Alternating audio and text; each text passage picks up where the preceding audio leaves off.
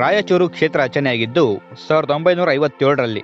ಮೊದಲು ಈ ಪ್ರದೇಶ ಯಾದಗಿರ ಲೋಕಸಭಾ ಕ್ಷೇತ್ರಕ್ಕೆ ಸೇರಿತ್ತು. ಇಲ್ಲಿ ಮೊದಲು ಸಂಸದರಾಗಿದ್ದು ಜಿ.ಎಸ್. ಮೇಲ್ಕೋಟೆಯವರು. ಇವರು ಒಡಿಶಾ ರಾಜ್ಯದ ಬ್ರಹ್ಮಪುರದವರು. ಹುಟ್ಟಿದ್ದು 15 ಅಕ್ಟೋಬರ್ 1901ರಲ್ಲಿ. ತಂದೆ ಗೋಪಾಲಯ್ಯ ಮೇಲ್ಕೋಟೆ. ಹೈದರಾಬಾದ್ ರಾಜ್ಯದಲ್ಲಿ ಶಾಸಕರಾಗಿದ್ದ ಇವರು 2ನೇ ಲೋಕಸಭಾ ಚುನಾವಣೆಯಲ್ಲಿ ರಾಯಚೂರಿಂದ ಸ್ಪರ್ಧಿಸಿ ಸಂಸದರಾಗ್ತಾರೆ. ನಂತರ ಆಂಧ್ರಪ್ರದೇಶದ ಹೈದರಾಬಾದ್ ಲೋಕಸಭಾ ಕ್ಷೇತ್ರದಿಂದ ಸತತ 3 ಬಾರಿ ಲೋಕಸಭೆಗೆ ಆಯ್ಕೆಯಾಗಿದ್ದಾರೆ.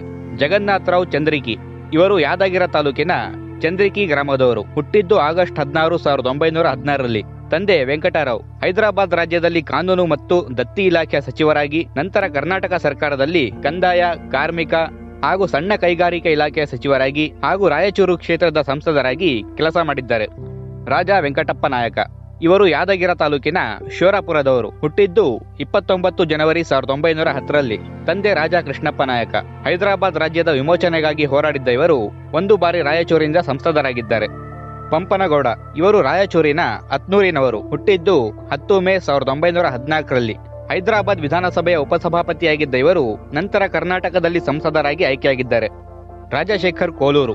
ಇವರು ರಾಯಚೂರಿನ ರಾಂಪುರದವರು. ಹುಟ್ಟಿದ್ದು 31 ಡಿಸೆಂಬರ್ 1936ರಲ್ಲಿ. ತಂದೆ ಮಲ್ಲಪ್ಪ ಕೋಲೂರು. ಯಾದಗಿರ ನಗರಸಭಾ ಸದಸ್ಯರಾಗಿದ್ದ ಇವರು ನಂತರ ಲೋಕಸಭಾ ಸದಸ್ಯರಾಗಿ ಕೂಡ ಆಯ್ಕೆಯಾಗಿದ್ದಾರೆ. ಬಿ.ವಿ. ದೇಸಾಯಿ. ಇವರು ಕೊಪ್ಪಳದ ಹುಣಸಿಹಾಳ್ ಗ್ರಾಮದವರು. ತಂದೆ ವೆಂಕಟರಾವ್ ದೇಸಾಯಿ. ವಿಧಾನಸಭಾ ಸದಸ್ಯರಾಗಿದ್ದ ಇವರು ನಂತರ ಲೋಕಸಭೆಗೆ ಸ್ಪರ್ಧಿಸಿ 2 ಬಾರಿ ಸಂಸದರಾಗಿದ್ದಾರೆ. 2ನೇ ಬಾರಿ ಗೆದ್ದಾಗ 2 ವರ್ಷಕ್ಕೆ ಇವರು ಸಾವನ್ನಪ್ತಾರೆ. ಆಗ ಉಪಚುನಾವಣೆ ನಡೆದು ಎಂ.ವೈ. ಘೋರ್ಪಡೆರವರು ಗೆದ್ದು ಸಂಸದರಾಗ್ತಾರೆ. ಸಂಡೂರಿನ ಮಹಾರಾಜರಾಗಿದ್ದ ಇವರು ಹುಟ್ಟಿದ್ದು 7 ಡಿಸೆಂಬರ್ 1931ರಲ್ಲಿ. ತಂದೆ ಯಶವಂತರಾವ್ ಘೋರ್ಪಡೆ. ಸಂಡೂರಿನ ಶಾಸಕರಾಗಿ ಕರ್ನಾಟಕ ಸರ್ಕಾರದಲ್ಲಿ ಗ್ರಾಮೀಣಾಭಿವೃದ್ಧಿ ಮತ್ತು ಪಂಚಾಯತ್ ರಾಜ್ ಅಭಿವೃದ್ಧಿ ಇಲಾಖೆ ಹಾಗೂ ಹಣಕಾಸು ಇಲಾಖೆಯ ಮಂತ್ರಿಯಾಗಿದ್ದ ಇವರು 1 ಬಾರಿ ಸಂಸದರು ಕೂಡ ಆಗಿದ್ದಾರೆ. ರಾಜ ಅಂಬಣ್ಣ ನಾಯಕ ದೊರೆ. ಇವರು ದೇವದುರ್ಗದವರು. ಹುಟ್ಟಿದ್ದು 26 ಜನವರಿ 1940ರಲ್ಲಿ. ತಂದೆ ಹನುಮಪ್ಪ ನಾಯಕ. ಮಾನ್ವಿ ಕ್ಷೇತ್ರದಿಂದ ಶಾಸಕರಾಗಿದ್ದ ಇವರು ನಂತರ 1 ಬಾರಿ ರಾಯಚೂರಿನ ಸಂಸದರು ಕೂಡ ಆಗಿದ್ದಾರೆ. ವೆಂಕಟೇಶ ನಾಯಕ. ಇವರು ರಾಯಚೂರಿನ ಅರಿಕೆರೆ ಗ್ರಾಮದವರು. ಹುಟ್ಟಿದ್ದು 6 ಜೂನ್ 1936ರಲ್ಲಿ. ತಂದೆ ಭಗವಂತರಾಯ.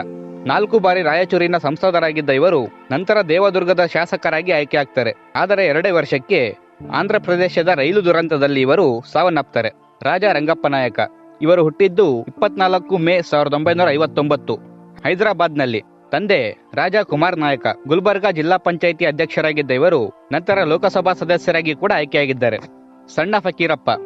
ಇವರು ಬಳ್ಳಾರಿಯ ಮೀನಹಳ್ಳಿಯವರು. ಹುಟ್ಟಿದ್ದು 21 ಸೆಪ್ಟೆಂಬರ್ 1958ರಲ್ಲಿ. ತಂದೆ ಓಬಳಪ್ಪ. ಬಿಜೆಪಿ ಪಕ್ಷದಿಂದ ಒಮ್ಮೆ ರಾಯಚೂರಿನ ಸಂಸದರಾಗಿದ್ದಾರೆ. ಬಿ.ವಿ. ನಾಯಕ್. ಇವರು ರಾಯಚೂರಿನ ಅರಿಕೆರೆ ಗ್ರಾಮದವರು. ಹುಟ್ಟಿದ್ದು 14 ನವೆಂಬರ್ 1966ರಲ್ಲಿ.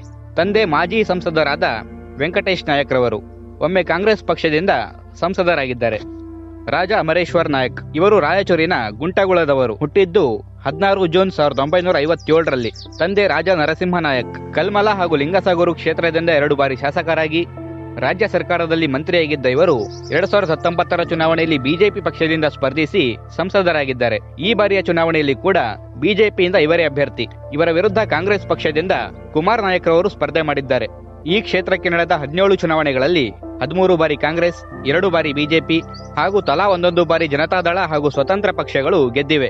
ಇಲ್ಲಿ ಅತಿ ಹೆಚ್ಚು ಬಾರಿ ಗೆದ್ದ ಅಭ್ಯರ್ಥಿ ಎಂದರೆ ಅದು ವೆಂಕಟೇಶ್ ನಾಯಕ್ರವರು. ಒಟ್ಟು 4 ಬಾರಿ ಗೆದ್ದಿದ್ದಾರೆ.